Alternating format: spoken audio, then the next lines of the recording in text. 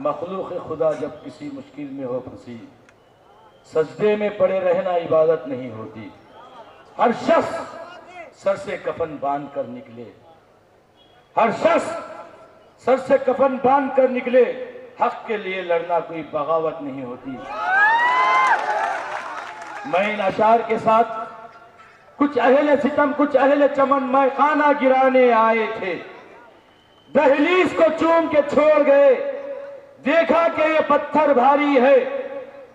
जब परचम जा लेकर निकले हम खाक नशी मख्तल मख्तल, उस वक्त से लेकर आज तलक जन्नत पे हैबत तारी है। जख्मों से बुलंद गुलजार सही, तुम अपने शिकस्ता तीर गिनो, खुद तरकश वाले कह देंगे ये बाजी किसने हारी है। अली जनाब सैयद मोइन साहब आपके दरमियान में मैं ज्यादा वक्त ना लेते हुए उनसे कहूंगा कि वो आए अपनी बात को रखें। अल्लाह व बरकातुहू। नहमदु व नुसल्ली अला रसूलिल करीम, अम्मा बाद, फ़अऊज़ु बिल्लाहि मिनश शैतानिर रजीम, बिस्मिल्लाहिर रहमानिर रहीम। रहती है जिंदा कौम शहीदों के खून से, रहती है जिंदा कौम शहीदों के खून से, और हमको सबक मिला है ये इमाम हुसैन से। रहती है जिंदा कौम शहीदों के खून से, और हमको सबक मिला है ये इमाम हुसैन से। बातिल से दबने वाले ऐ आसमां नहीं हम, बातिल से दबने वाले ऐ आसमां नहीं हम, 100 बार ले चुका है तो इम्तिहा हमारा। तौहीद की अमानत सीनों में है हमारे, आसा नहीं मिटाना नामो निशां हमारा।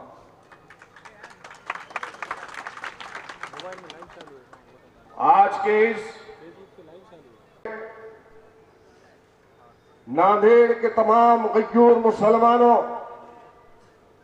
नौजवानों, और जहां तक मेरी आवाज जा रही है मेरी पर्दा नशीन मां और बहनों, आज का ये एहतजाज जो एक तारीखी एहतजाज है, और ये एहतजाज आज या अब या यहीं पर खत्म नहीं होगा, क्योंकि हिंदुस्तान का हर नया दिन हिंदुस्तान के मुसलमानों के लिए एक नई जुल्म की दास्तान को लिख रहा है। इसलिए यहां पर आए हुए तमाम उन जालों से, उन नौजवानों से, उन बुजुर्गों से मैं ये कहना चाहता हूं कि आप तमाम लोग तैयार रहें, आप तमाम लोग जिद्दोजहद और मुजाहिदे के लिए तैयार रहें, क्योंकि हिंदुस्तान की हुकूमत इस मौक़िफ़ में है कि हिंदुस्तान का सबसे बड़ा अक़लियती तबका आज दिन ब दिन जुल्म का शिकार होते जा रहा है। हम वही मुसलमान हैं जिन्होंने इस हिंदुस्तान को आजादी से, इस हिंदुस्तान को गुलामी से आजाद करवाया था। तो उस वक्त हमने अपने जानों की परवाह नहीं की, अपने जानों की कुर्बानी देकर इस मुल्क को जब हम आजाद करा सकते हैं तो याद रखो, इन मसाजिद पर आग जब आएगी तो हम अपने जानों के नजरानों को पेश करेंगे। और आप देखते हैं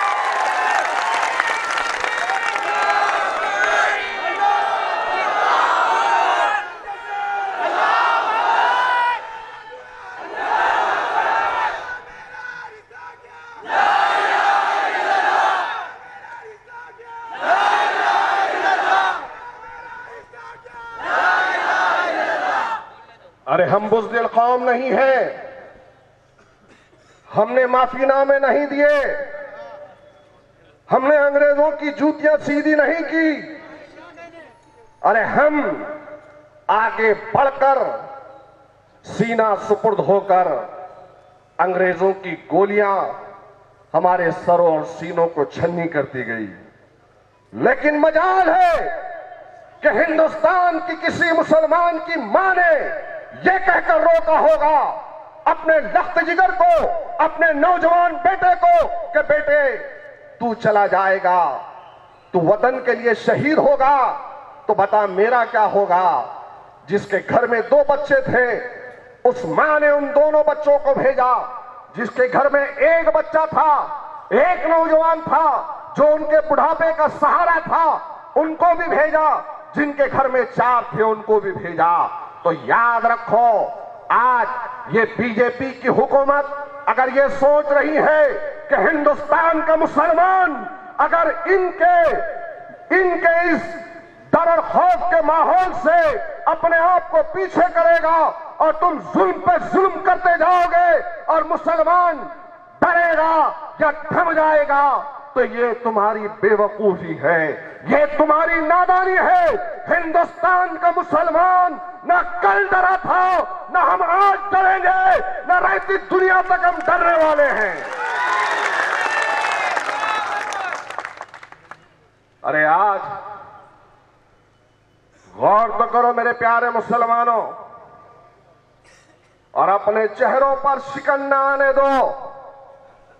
मैं सरजमीन नांदेड़ के गयूर मुसलमानों की तरफ से संभल की उन माओं तक, उन शहदाओं की माओं तक के पैगाम पहुंचाना चाहता हूं कि ऐ माओ, तुम्हें सलाम है कि तुमने अपने लख्त जिगरों को, अपने बच्चों को जो जन्म दिया था, आज अल्लाह की बारगाह में वो तस्लीम किए गए हैं।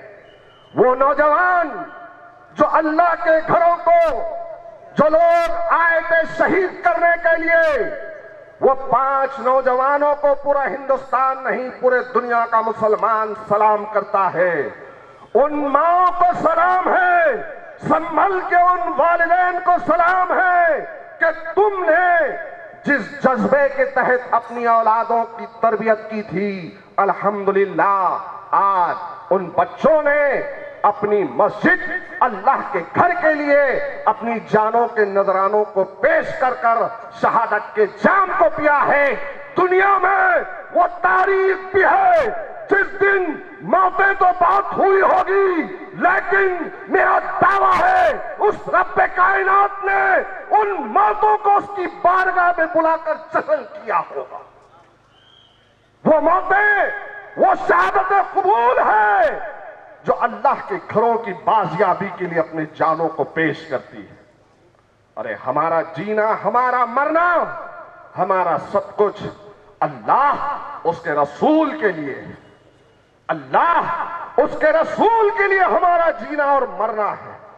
दुनिया में आए हैं तो एक दिन हर एक को जाना है। कोई एक्सीडेंट में मरता है, कोई बीमारी से मरता है, तो कोई बिस्तर पर मर्ज में मुब्तला होकर मरता है। लेकिन मेरे प्यारे नौजवानों, क्या तुम नहीं देखते हैं कि दुनिया की सबसे अजीम मौत अगर कोई है तो अल्लाह के रास्ते में शहीद होना है। अल्लाह के रास्ते में शहीद होना है, अल्लाह के लिए शहीद होना है। सलाम है उन वालिदैन को। और आज दुनिया थूक रही है उत्तर प्रदेश की हुकूमत पर, दुनिया थूक रही है राजस्थान की हुकूमत पर, दुनिया थूक रही है योगी सरकार पर और उत्तर प्रदेश की पुलिस पर। अरे ये कैसा जुल्म है, ये कैसा जुल्म है। एक तरफ तो 1991 में 1991 में प्लेसेस ऑफ वर्शिप एक्ट को बनाया गया और उस एक्ट को आज हिंदुस्तान की सबसे बड़ी पार्लियामेंट के अंदर बनाया गया और उसी की खिलाफ वर्जी आज वहां का लोअर कोर्ट कर रहा है। उसी की खिलाफ वर्जी हिंदुस्तान उत्तर प्रदेश का संबल कर लोअर कोर्ट करता है और उस लोअर कोर्ट में एक शख्स ने अर्जी दाखिल की और उसकी अर्जी पर उसी दिन समाप्त भी होती है और उसी की अर्जी पर उसी दिन एएसआई की टीम को वहां पर जामे मस्जिद को भेजा जाता है, वहां के एसडीएम को साथ में रवाना किया जाता है, वहां के एसपी और पुलिस प्रशासन का साथ वहां की हुकूमत देती है और वो लोग निकलकर संभल के जामे मस्जिद में जाते हैं और जाने के बाद में पुरसुकून माहौल था, सब कुछ ठीक ठाक था। सर्वे होता है और सर्वे खामोशी के साथ, अमन के साथ, पीस के साथ होता है। जब सर्वे खत्म हुआ, कोई नागहानी हालात वहां पर नहीं हुई, कोई दंगा या फसाद बर्पा नहीं हुआ, तो उत्तर प्रदेश की हुकूमत को ये कैसे हजम होता? उसके 3 दिनों के बाद में फिर एएसआई की टीम के साथ वहां का एसडीएम, वहां का एसपी और पुलिस का अमला जाता है और उतना ही नहीं, दूसरी मर्तबा जब ये पूरा अमला जा रहा था तो उनके साथ संघ परिवार के बीजेपी के लोग भी जाते हैं और वहां पर जेएसआर के नारे लगाते हैं, मुसलमानों को भड़काया जाता है और उसके बाद जो हालात हुए वो मंजर आम पर आपके पास मोबाइलों में कैद है। अरे क्या तुम ये नहीं देखते कि मेरी निगाहें उन वीडियोस को जब देख रही थी तो ऐसा मालूम हो रहा था कि जलियांवाला बाग में जिस तरीके से क्रांतिकारियों के ऊपर गोलियां चलाई गई है, वहां उत्तर प्रदेश की पुलिस ने वहां उन मुसलमानों के ऊपर गोलियां चलाई थी। बताइए, ये जुल्म नहीं तो और क्या है? निहत्ते मुसलमानों पर खून, गोलियां चलाना, उनका खून बहाना, उनको शहीद करना।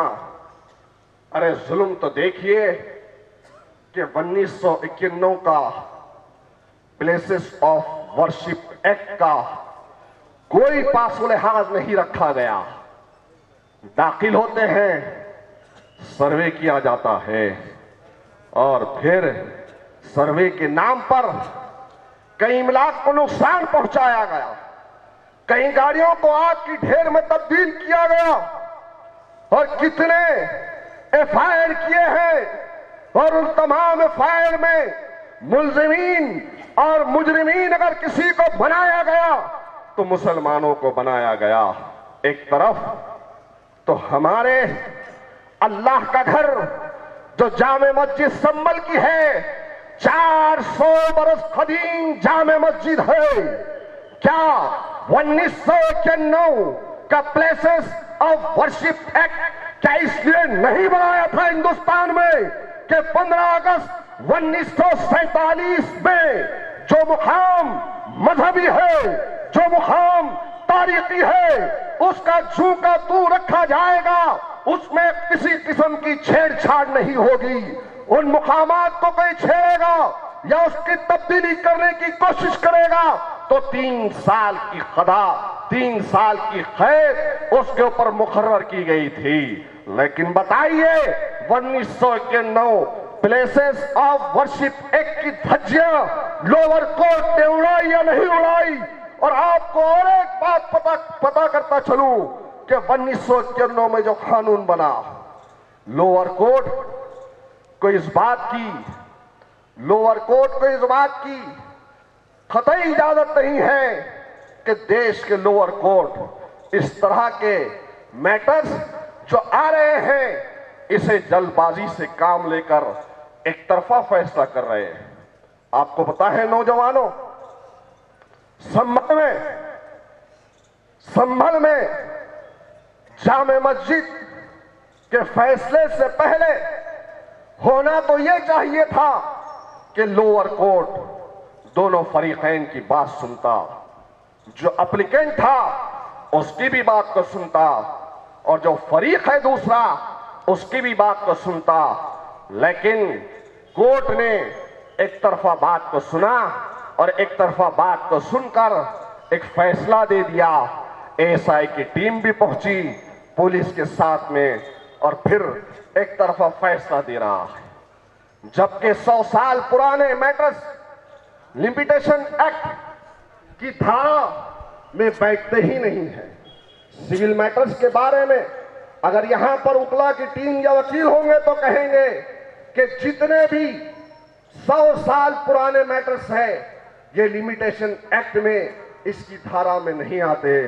फिर क्या जरूरत थी 400 साल हदीम मस्जिद का सर्वे इस बुनियाद पर कराया जाता है कि एक ने पिटीशन दी कि यहां पर एक शिवलिंग नजर आता है, तो दूसरी तरफ 800 बरस कदीम दरगाह हिंदल वली शहंशाह हिंद हजरत ख्वाजा मोइनुद्दीन चिश्ती रहमतुल्लाह अलैह, जिनके आस्थाने पर न सिर्फ मुसलमान जाता है, हिंदू भी जाते हैं, तमाम मजहब के मानने वाले अपने उम्मीदें, अपनी मन्नतों और मुरादों को वहां पर मांगने जाते हैं।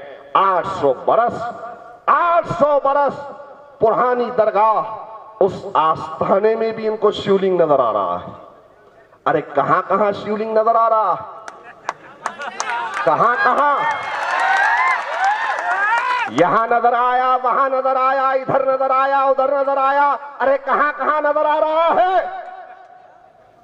800 बरस खदीम अजमेर की दरगाह। अरे क्या तुम भूल गए कि तुम्हारे कई प्राइम मिनिस्टर्स, तुम्हारे कई वजीर आजम हिंदुस्तान में जो दिल्ली की कुर्सी पर बैठते हैं, कईयों ने जाकर उस आस्थाने पर चादरों को चढ़वाया है। अरे क्या करना चाहते हो, किस तरफ इस मुल्क को ले जाना चाहते हो, किस तरफ यह मुल्क जा रहा है। मस्जिदों के अंदर पहले, सबसे पहले तुमने बाबरी मस्जिद को आस्था की बुनियाद पर फैसला सुनाया, तो उसी वक्त अलहाज बैरिस्टर असदुद्दीन ओवैसी साहब ने कहा था कि इस मुल्क में जो फैसला हुआ है आस्था की बुनियाद पर हुआ है, एविडेंस की बुनियाद पर यह फैसला नहीं हुआ। और जब सुप्रीम कोर्ट ने अपने ऑर्डर को सुनाया, अपने जजमेंट को सुनाया, तो तमाम तर नुकात उसके अंदर शामिल थे और यह मान भी गया था कि बाबरी मस्जिद थी, किसी मंदिर को तोड़कर नहीं बनाया। लेकिन उसके बावजूद भी जजमेंट में यह ऑर्डर्स दिए गए, यह कहा गया कि हिंदुओं की आस्था है, हिंदुओं की आस्था है। यह कहकर एविडेंस को परे रखते हुए, शहादतों को बाजू रखते हुए एविडेंस को खत्म किया गया और आस्था की बुनियाद पर फैसला होता है। बाबरी मस्जिद के बाद में ज्ञानवापी के अंदर इनको शिवलिंग नजर आया, ज्ञानवापी के बाद में संभल की जामे मस्जिद के अंदर इनको शिवलिंग नजर आता है, संभल की जामे मस्जिद के बाद में अजमेर के ख्वाजा मोइनुद्दीन चिश्ती रहमतुल्लाह अलैह जो हिंदल वली है, इनके आस्थाने में, इनके दरगाह में उनको शिवलिंग नजर आता है। अरे आज हिंदुस्तान को तुम कहां ले जा रहे हो? हमको कमजोर ना समझो, हमको कमजोर ना समझो। हम शहादतों को ऐसे गले लगाते हैं, हम शहादतों को ऐसे गले लगाते हैं जैसे तुम जिंदगियों को चूमते हो। हमको डराने की, धमकाने की कोशिश ना करो। और याद रखो मेरे प्यारे मुसलमानों, डरी हुई कौम अपनी बुज़दिली को सब्र का नाम देकर आने वाली नस्लों को बुज़दिल बनाती है।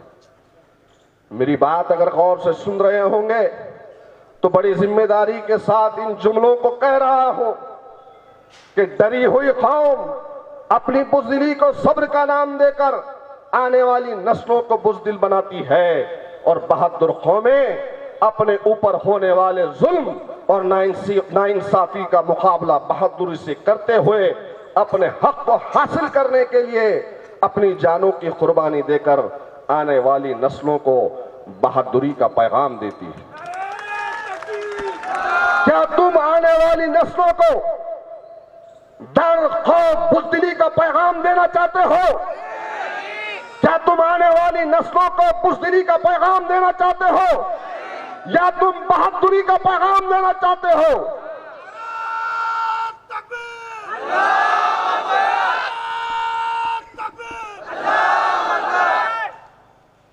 हम बहादुर कौम हैं, हम उनके जानशीन हैं जिनको अंग्रेजों ने मैसूर में आके कहा था पूरे हिंदुस्तान में बहादुर शाह जफर के बाद डर और खौफ अंग्रेजों को कहीं नजर आ रहा था, तो मैसूर का डर उन्हें सता रहा था। तो मैसूर में अंग्रेजों ने अपनी तरफ से एक इलायची को भेजा और कहा कि हम तो पूरे हिंदुस्तान को फतेह कर रहे हैं, लेकिन हम नहीं चाहते कि जहां पर आपकी हुक्मरानी है, जहां पर आपकी सल्तनत है मैसूर में, हम आप ही को बादशाह रखेंगे, आप ही यहां के सुल्तान रहेंगे। मैसूर के हजरत शहीद टीपू सुल्तान रहमतुल्लाह अलैह से कहा कि हम चाहते हैं कि तुम हमारी हुकूमत के अंदर आ जाओ, हुकूमत आपकी मैसूर में रहेगी और हिंदुस्तान पर हम हुक्मरानी करेंगे। ये पेशकश कैसी पेशकश थी, लेकिन अल्हम्दुलिल्लाह कुर्बान जाए शहीद टीपू सुल्तान रहमतुल्लाह अलैह के रहती दुनिया तक उन बहादुरों के लिए पैगाम दिया। शहीद टीपू सुल्तान रहमतुल्लाह अलैह ने और तारीख के औराक में उनके खौल को कलमबंद किया गया और टीपू सुल्तान रहमतुल्लाह अलैह ने कहा कि गीदड़ की 100 बरस की उम्र से शेर की एक दिन की जिंदगी बेहतर है।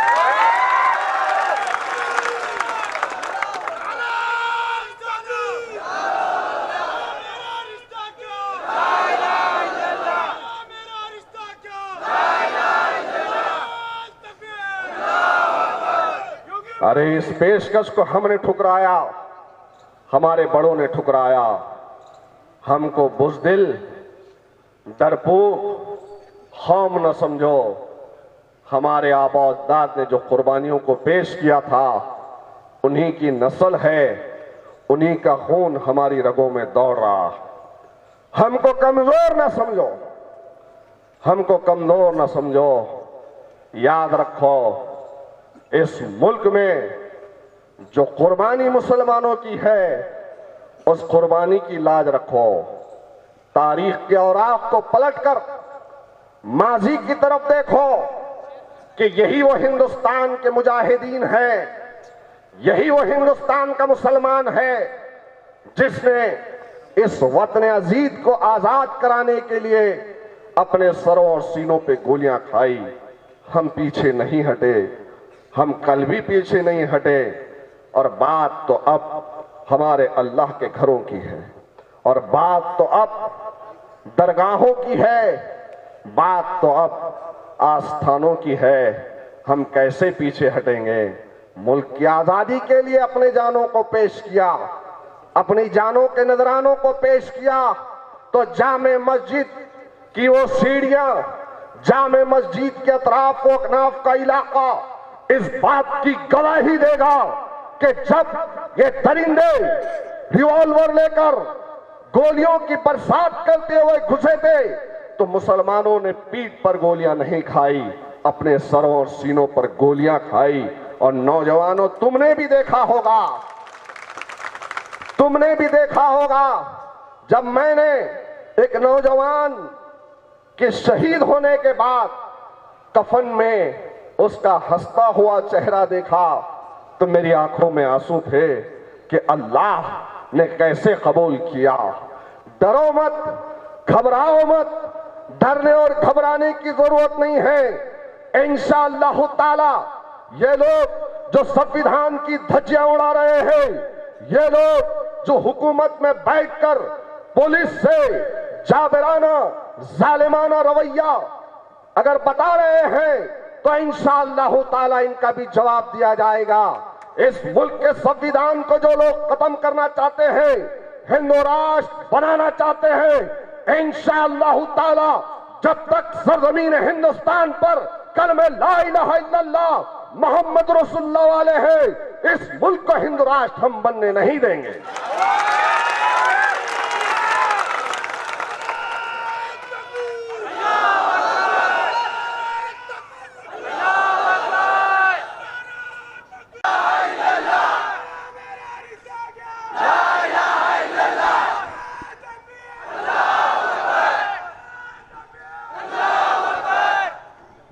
यही नारे तकबीर और अल्लाह अकबर की सदाएं देकर नौजवान आगे बढ़ रहे थे संभल में, लेकिन निहत्ते मुसलमानों पर गोलियां चलाई गई।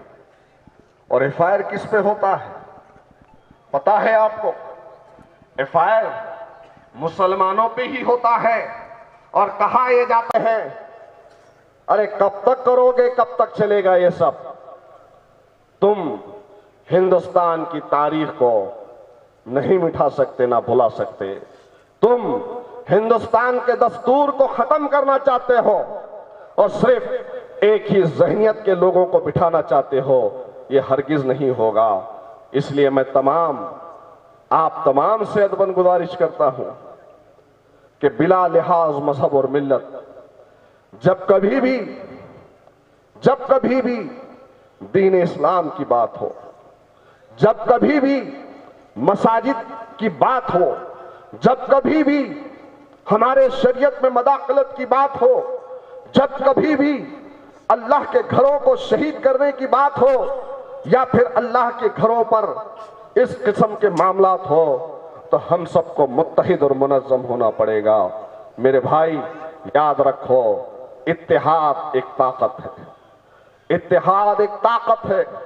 इस ताकत को मजबूती के साथ पकड़ो, मजबूती के साथ थामो। लोग बहुत डराते हैं, लेकिन डरने वालों की कभी तारीख नहीं बनी, डराने वालों ने कभी तारीख नहीं बनाई, बुज़दिलों ने कभी तारीख नहीं बनाई। तारीख बनी है तो बहादुरों की बनी है, तारीख बनी है तो अपने जानों के नजरानों को पेश कर कर जिसने शहादतों के जाम को पिया है उनकी तारीख बनी है।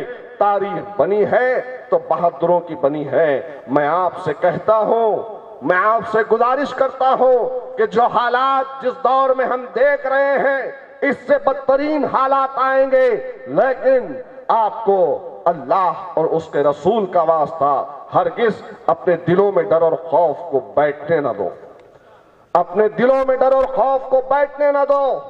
इंशाअल्लाह ताला यही हमारी कुर्बानी होगी जो रंग लाएगी और बताएगी कि इंशाअल्लाह ताला हिंदुस्तान का एक तबका जिसमें हिंदुस्तान के लिए सब कुछ कुर्बान किया गया, लेकिन उसी हिंदुस्तान में इन मुसलमानों को हर तरीके से मफलूज करने की कोशिश की गई। न इबादत गाहें छोड़ी, न रोजगार दिया गया, न तालीम में आगे बढ़ाया गया, हर तरीके से हमको मफलूज किया गया, हमको मजबूर किया गया। जैसे तैसे हिंदुस्तान का मुसलमान इस मुल्क में जिंदगी गुजार रहा है तो फिर हमारी अकीदत के साथ खिलवाड़ किया जा रहा है, हमारे जज्बात को मजरूह करने की कोशिश की जा रही है। अरे ठीक है, आज हम एक दिन में 3 मरतबा नहीं बल्कि एक रोटी या 2 रोटी खाकर जिंदगी गुजार लेंगे। ठीक है, रोजगार नहीं है, रोजे रखकर जिंदगी गुजार लेंगे।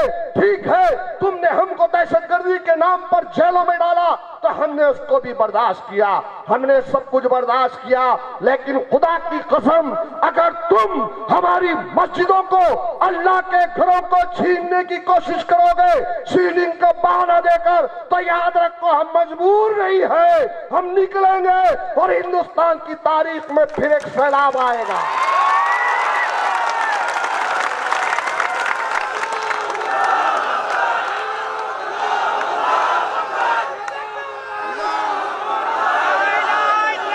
सब कुछ हमने बढ़ाओ मत, तारीख को हमेशा चंद लोगों ने ही लिखा है, चंद लोगों ने ही लिखा है। कौन कौन से वाकयात तुम्हारे सामने रखो, लेकिन याद रखो हुकूमत जागती है तो ठीक है, हुकूमत जागती है तो ठीक है।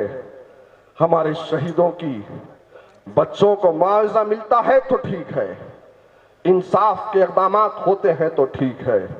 लोअर कोर्ट जिसने सरासर एक तरफा कार्रवाई को सुनकर जो फैसला लिया, लोअर कोर्ट 1991 के प्लेसेस ऑफ वर्शिप एक्ट पर अमल करता है तो ठीक है, वरना याद रखो हम तो डूबेंगे सनम,